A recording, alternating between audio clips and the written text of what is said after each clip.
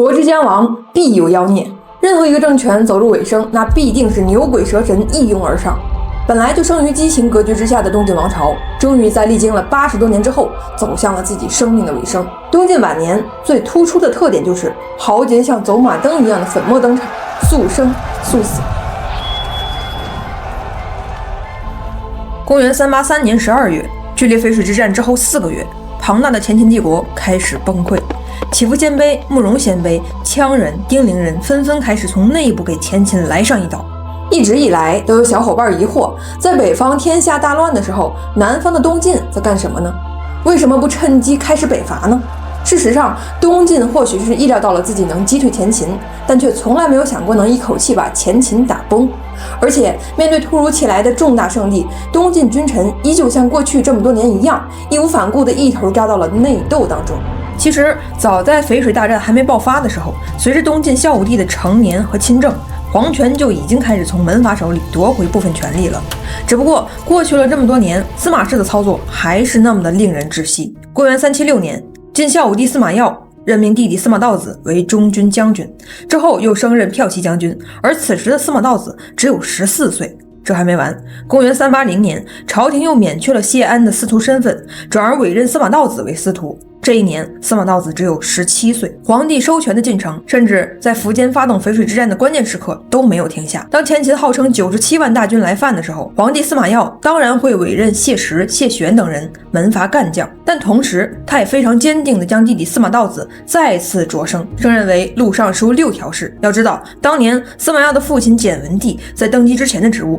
就是录尚书6条事。所有人都能看得出来，皇帝的意思是，军事上当然可以用门阀代替，但中央朝廷的政务必须是由皇族司马氏说了算。简单来说，皇帝司马曜正在试图重振皇权。淝水之战之后，面对前秦的崩溃和骚动，东晋朝廷本着有枣没枣打一竿子的态度，决定顺势开启北伐。公元384年2月，由镇守荆州的桓冲首先派兵向关中地区挺进，意图在长江上游打开局面，而下游则是由谢玄麾下的大将军刘牢之率领北府兵向黄河、齐鲁、华北方向进军。然而历史的拐点总是来得让人措手不及。此次北伐开始之后仅20天，2月27日，都督江南7州诸军事的荆州刺史桓冲因病去世。桓冲的去世是影响东晋晚年走向的一件大事儿，这不仅意味着东晋预想中的全线北伐还没有开始就折断一柱，也间接代表了桓家正在逐渐出局的历程。毕竟当年的琅琊王氏、颍川于氏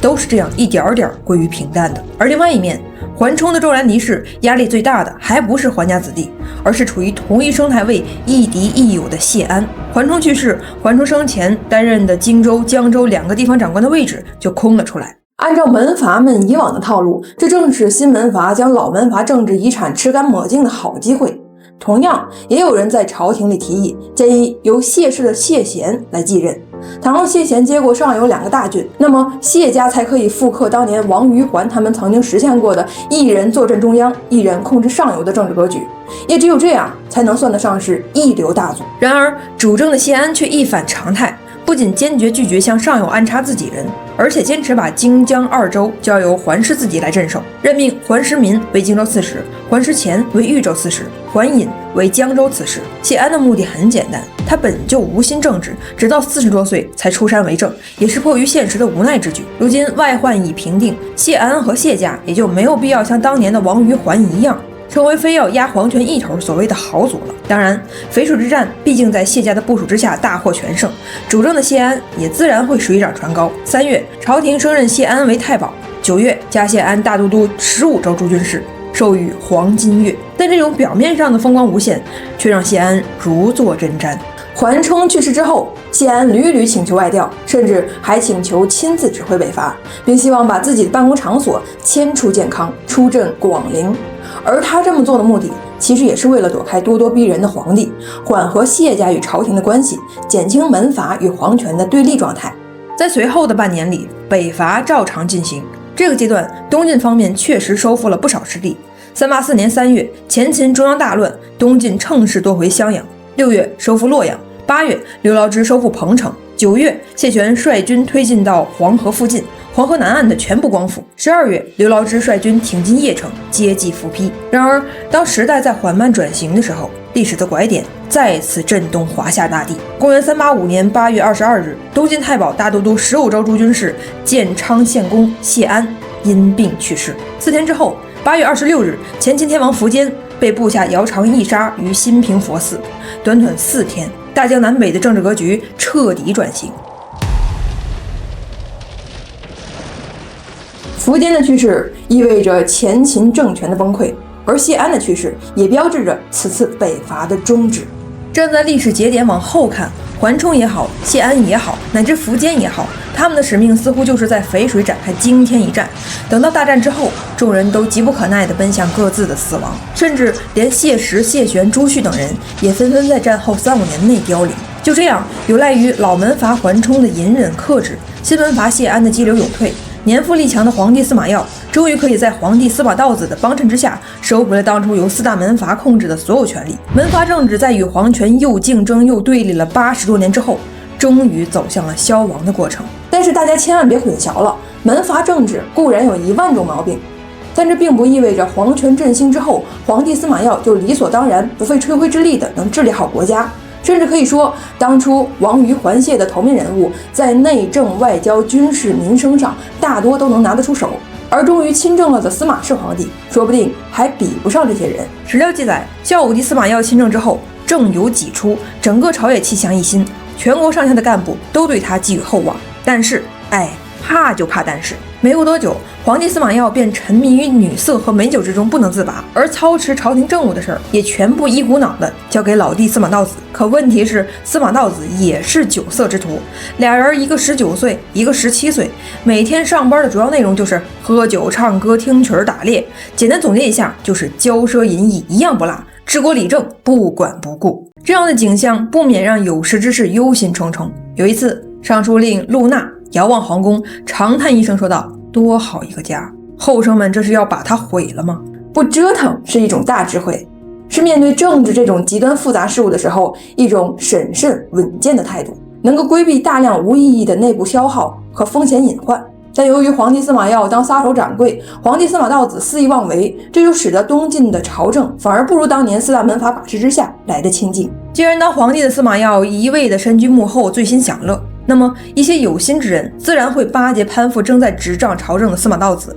以求升官发财、荣华富贵。其中王国宝便发现了这里面的机会。王国宝太原王氏出身，其父是当年敢于顶撞桓温的王坦之，其岳父则是挽救东晋命运的谢安。不过王国宝可不像他的这2位长辈，相反，王国宝突出的就是一个油腔滑调、轻浮放荡。王国宝为取悦司马道子，公然替道子跑官要官，向8座吹风。所谓8座，是指朝廷中有话语权的8个重要人物，分别是尚书令、左右仆射、吏部、四部、武兵、左民、度支这5位尚书。王国宝的意思是拉拢团结这些大官，由他们出面上书建议请司马道子担任丞相。另外一边，皇帝司马曜只是年轻，只是贪玩，更不是傻。王国宝和司马道子这种搞小圈子、拉帮结派、抢夺权力的行为，自然引起了他的警惕。此时，皇帝司马曜终于意识到，自己的这个弟弟或许根本不是治国之才。当然了，司马道子毕竟是皇帝的左膀右臂，即便是皇帝发现了端倪，也不得不在表面上要努力地维持兄友弟恭、相亲相爱的假象。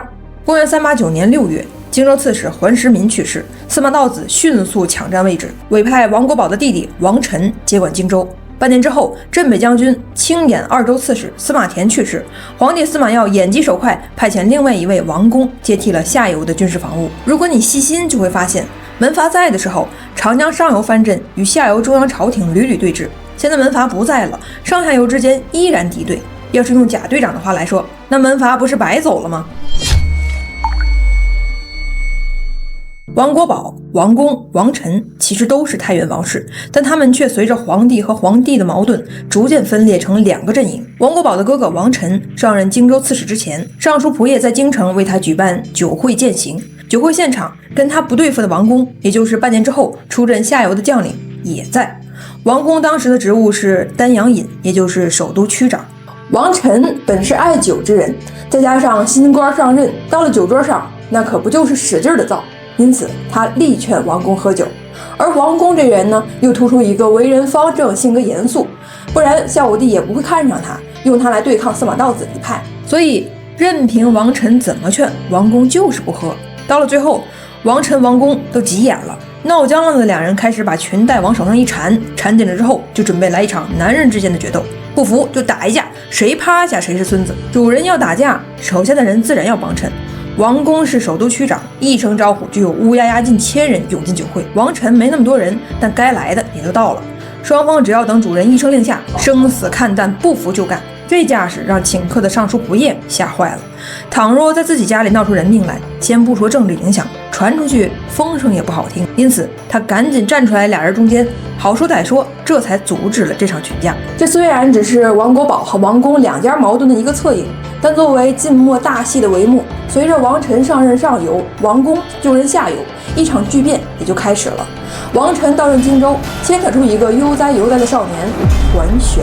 而王公到荆口，则是会引出北府兵首领刘牢之。我们先说一说桓玄。之前我们说过，已故大司马桓温有6个儿子，其中桓熙、桓济不仅无能，还一肚子坏水，曾经想要发动火并杀死他们的叔叔桓冲。桓一智力有残疾，连豆子麦子都分不清。桓欣、桓伟在史书记载不多，估计是无所作为。人到晚年，大彻大悟的桓温决定将家业交给自己的弟弟桓冲，而把爵位传给自己的小儿子桓玄。也正是在桓冲的保护抚育之下，在桓温爵位的光环加成之下，桓玄度过了无忧无虑、肆意生长的少年时代，直到王臣的到来。刚才我们说过，王臣、王国宝俩人的父亲王坦之生前跟桓温很不对付，如今王坦之的儿子王臣到了桓温儿子桓玄的地盘上，肯定也不会给桓家多少好脸色。不过虽然王臣处处刁难桓玄，但好在王臣仅在任3年就因病去世了。王臣的去世也印证了我们本期的主题之一，豪杰人物粉墨登场，又光速下线。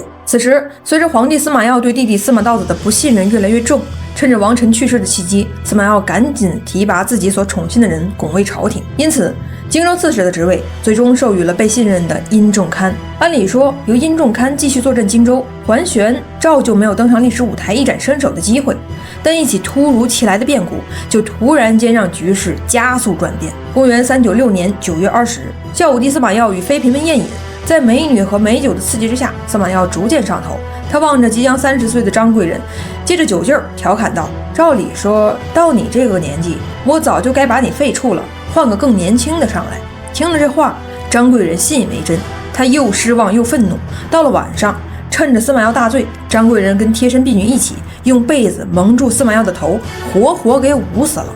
这下好了，孝武帝真成孝武帝了。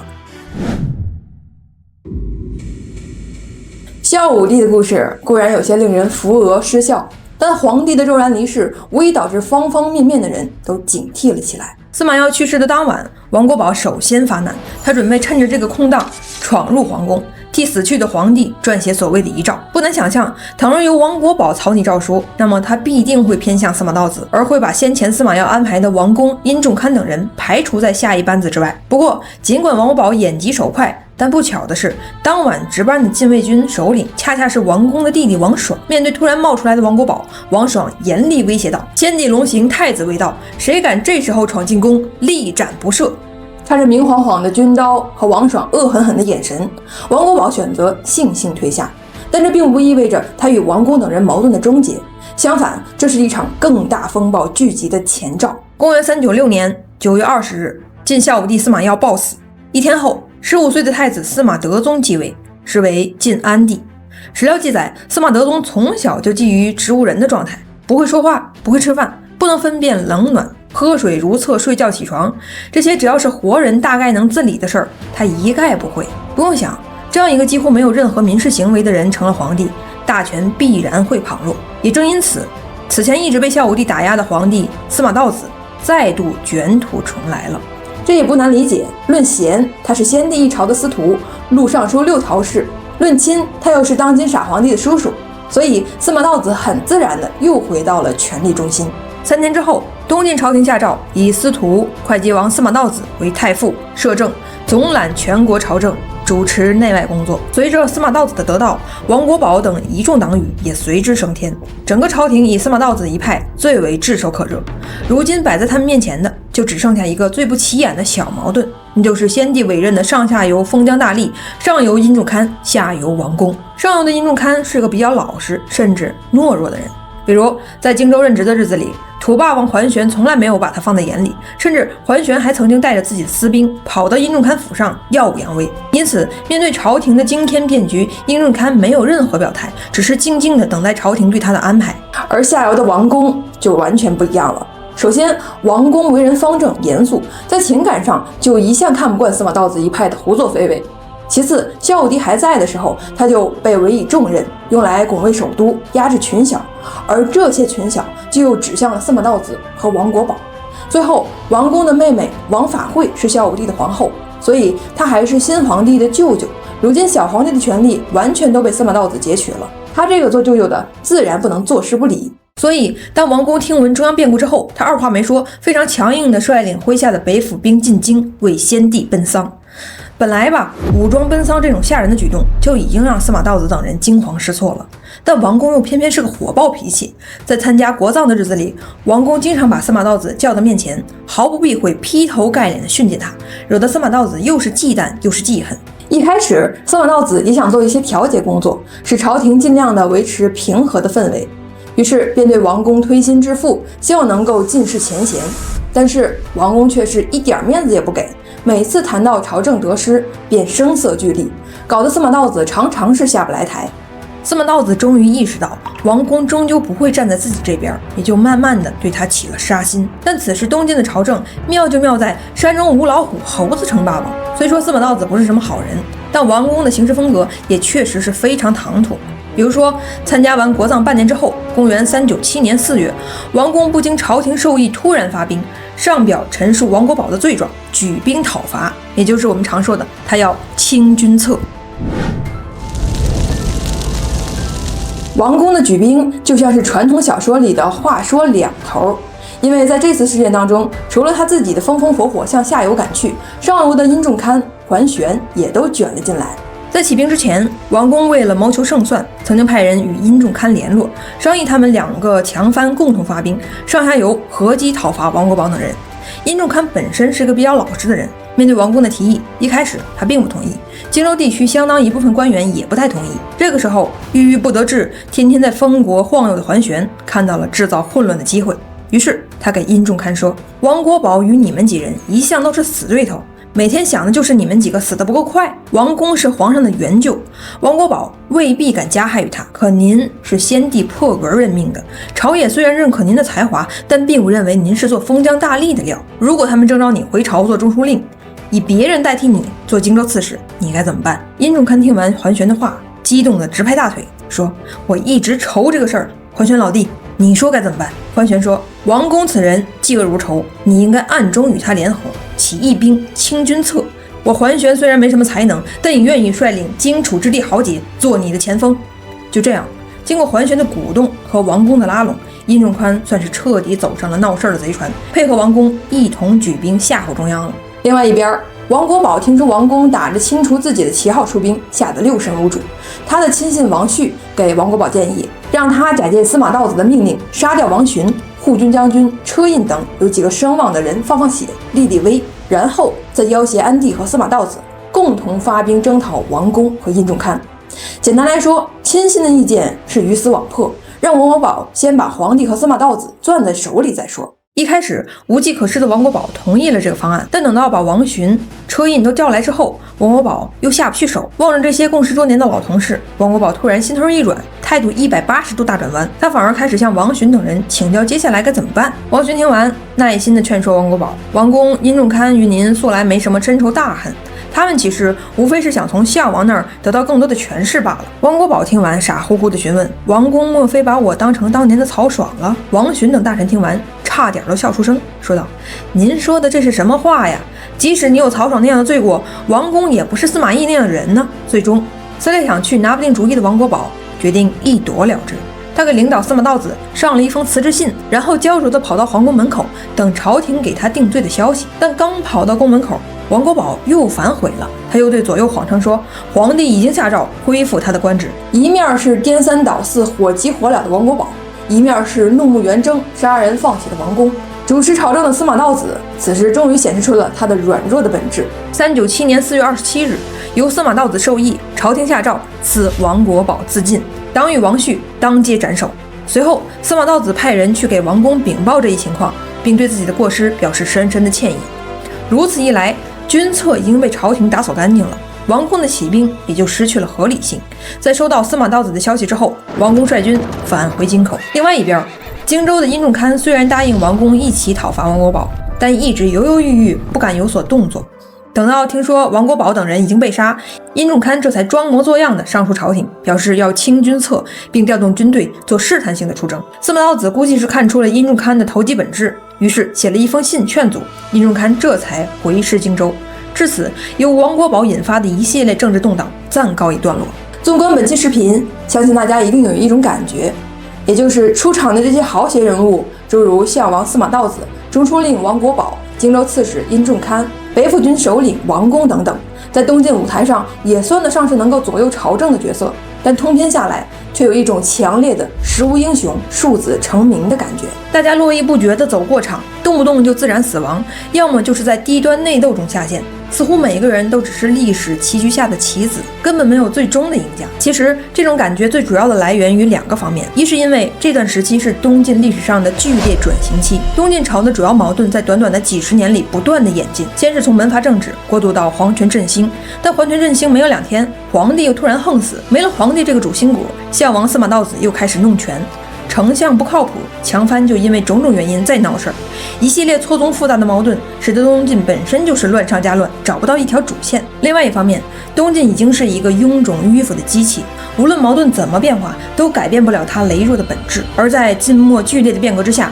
时代必将会呼起一支能够踢翻门阀、豪强、豪族，成为左右时代发展、开拓下一个新世纪的力量。这支力量就是在长江北侧与胡人一线对抗的北府军，或者说寒门大头兵，而带领他们改天换地的将领，则是中国古代战争史上几乎可以算得上是最能打、指挥艺术最高超、气势最凶悍的皇帝，气吞万里如虎的刘裕。我是杜如晦，我们下期见。